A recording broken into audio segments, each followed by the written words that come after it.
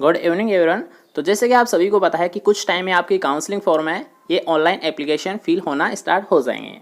ठीक है, तो यहाँ पर भरने से पहले जब आप काउंसलिंग करोगे तो इससे पहले आपको कुछ सावधानी बरतनी होगी, तो उन्हीं के बारे में यहाँ पर हम बात करेंगे। ठीक है, इसके साथ साथ हमने यहाँ पर टाइटल में ये भी लिखा है कि नहीं तो आपके समझो 500 रुपये गए, सॉरी 5000 रुपये गए। लेकिन यहाँ पर ये लाइन है ये क्यों लिखी गई है, इसका भी रीज़न आपको पता चल जाएगा जब आप इस वीडियो को कंप्लीट देख लोगे। ठीक है, यहाँ पर जो आपके डाउट होंगे वो आपकी जो ऑफिशियल बुकलेट है, ठीक है, जो कि आपकी एयू कोटा ने रिलीज़ कर रखी है जेड बुकलेट, तो उसके माध्यम से आपकी क्लियर कर देता हूँ जो भी आपके डाउट है काउंसलिंग से संबंधित। ठीक है, तो चलिए आज की वीडियो को स्टार्ट करते हैं। इससे पहले अगर चैनल को अभी तक सब्सक्राइब नहीं किया है तो जल्दी से जाइए चैनल को सब्सक्राइब कीजिए, जिससे कि लेटेस्ट अपडेट आपको डेली मिलती रहे। ओके, तो चलिए आज की वीडियो स्टार्ट करते हैं, आज कुछ नया सीख लेते हैं। अब यहाँ पर आप देख सकते हो कि जो आपकी काउंसलिंग की जो फीस रखी जाती है वो यहाँ पर कितनी रखी गई है, वो रखी है 5000 रुपये। ठीक है, जब आप काउंसलिंग कराओगे तो उसकी आपके लिए जो फीस रखी गई है वो कितनी रखी गई है, 5000 रुपये आपके लिए रखी गई है। लेकिन यहाँ पर जो आप फीस देते हो इसका एक रूल है कि ये रिफ़ंड भी हो जाती है और रिफ़ंड नहीं भी होती है, लेकिन कैसी कंडीशन में। तो अब इस पॉइंट को हमेशा आपको सही से सुनना है। ठीक है, सही से सुनिएगा जिससे कि आपके माइंड में ये सेट हो जाए। ओके, तो अब ये रिफ़ंड कब होती है या फिर रिफ़ंड कब नहीं होती है, तो ये बात आपको ध्यान रखनी है। तो याद रखिएगा, आप जैसे ही फीस जमा कराते हो उसके बाद में आपको क्या मिलती है, कॉलेज से, मतलब कॉलेज आप चुनते हो उसके अकॉर्डिंग अगर आपको आपकी जो फर्स्ट लिस्ट निकलती है, सेकेंड लिस्ट निकलती है, ठीक है, आपकी दो ऑफिशियल लिस्ट आती है, तो अगर इन दोनों में से आपका फर्स्ट में होता है या फिर सेकंड में होता है कोई दिक्कत नहीं है। ठीक है, कोई सी में भी हो, अगर आपका सिलेक्शन भी हो रहा है ना, तो ये जो 5000 रुपये है ये जो कॉलेज आपको मिली है, जो भी कॉलेज आपको मिली है अपनी चॉइस के अकॉर्डिंग, उसमें ये जो 5000 रुपये ये ट्रांसफ़र हो जाते हैं। ठीक है, यानी ये जो 5000 रुपये है ये आपकी कॉलेज जो कि आपको मिली है उसमें ट्रांसफ़र कर दिए जाते हैं फीस की तरह। ओके, तो इसमें तो आपका कोई लॉस नहीं हुआ है क्योंकि जो आपको कॉलेज मिली है उसने आपकी 5000 रुपये फीस ले ली है।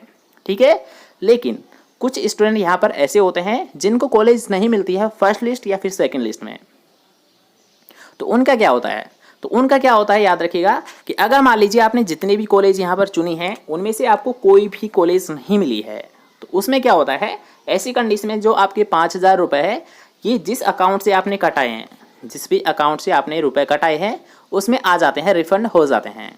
ठीक है, इसलिए एक बात हमेशा यहाँ पर याद रखना कि जब भी आप जो फीस डिपॉजिट कर रहे हो, मतलब जिस अकाउंट से आप कटा रहे हो वो अपना होना चाहिए या फिर गार्जियंस का, माता का होना चाहिए, पिता का होना चाहिए या फिर भैया का होना चाहिए।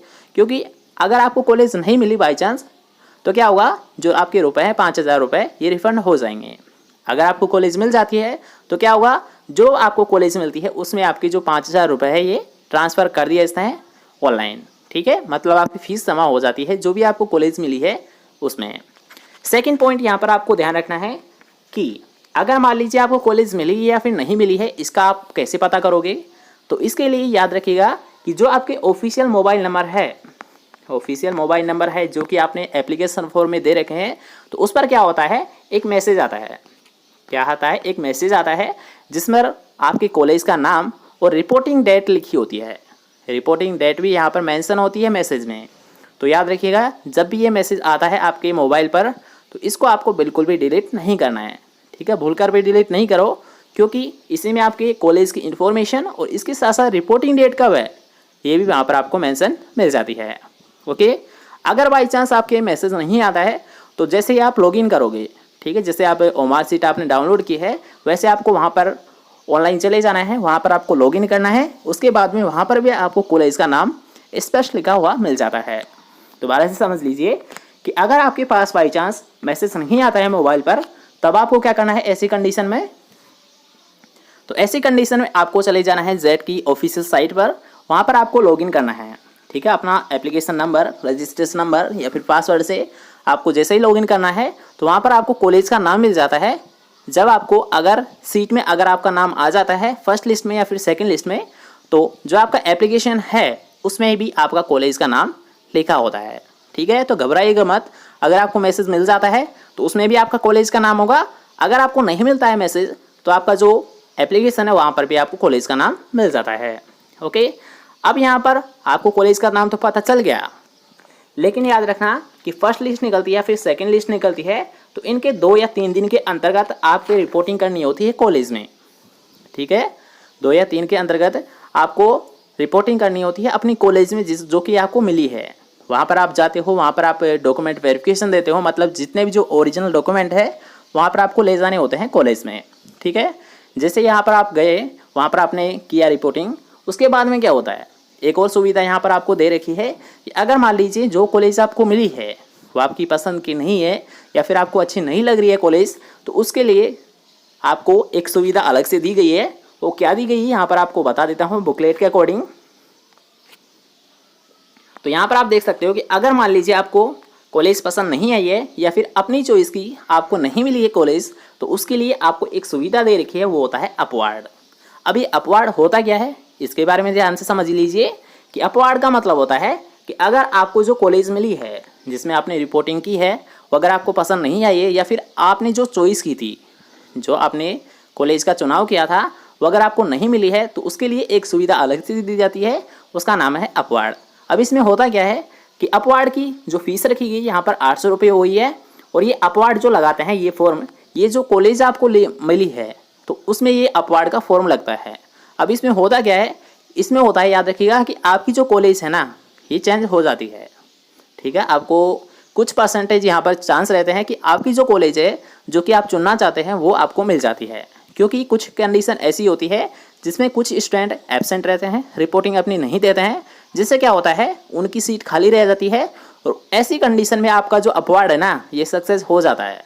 अगर आपने जो अपवार्ड लगाया है किसी कॉलेज के लिए और आपका अपवार्ड अगर सक्सेस हो जाता है तो जो आपका एडमिशन है ये दूसरी कॉलेज में ट्रांसफ़र कर दिया जाता है, मतलब आपको दूसरी कॉलेज मिल जाती है। ठीक है, आई थिंक आप समझ गए होंगे अपवार्ड क्या होता है, कि सबसे पहले आपको कॉलेज मिलती है, उसके बाद में एक सुविधा आपको मिलती है, उसका नाम है अपवार्ड। और इस अपवार्ड में क्या करते हैं, यहाँ पर जो अपवार्ड फॉर्म लगाते हैं वो आपको जो कॉलेज आपको मिली है वहाँ पर आपको 800 रुपये जमा करने होते हैं और अपवार्ड का फॉर्म आपको लगाना होता है। उसके बाद में क्या होता है कि जो आप कॉलेज चुन रहे हो कि ये कॉलेज हमें चाहिए, ठीक है, अगर आपका अपवार्ड सक्सेस होता है तो क्या होता है वो कॉलेज आपको मिल जाती है, और ये जो 5000 रुपये ये आपके अपवार्ड जो कॉलेज है वहाँ पर ट्रांसफ़र कर दिए जाते हैं। ठीक है, तो यहाँ पर कुछ इन्फॉर्मेशन थी आपके काउंसलिंग से संबंधित। यहाँ पर मैंने आपको पूरी कंप्लीट जो आपकी प्रोसेस है कॉलेज से संबंधित वो यहाँ पर मैंने क्लियर कर दी है। और इसके अलावा अगर आपके माइंड में कोई सा भी क्वेश्चन चल रहा है तो आपको मैं कॉन्टैक्ट नंबर मैं डिस्क्रिप्शन डाल दूंगा, तो वहाँ पर आप कॉन्टैक्ट कर सकते हो, या फिर आप जो हेल्पलाइन नंबर दे रखे हैं ZK ऑफिशियल उस पर भी आप कॉन्टैक्ट कर सकते हो। ठीक है, तो अगर आपको जानकारी पसंद आई है तो जल्दी इस वीडियो को लाइक कीजिए, इस वीडियो को अपने दोस्तों के साथ ज़्यादा से ज़्यादा शेयर कीजिए, और चैनल को अभी तक सब्सक्राइब नहीं किया है तो जाइए चैनल को सब्सक्राइब कीजिए, जिससे कि लेटेस्ट अपडेट आपको रेगुलर मिलती रहे। Okay, bye bye, take care.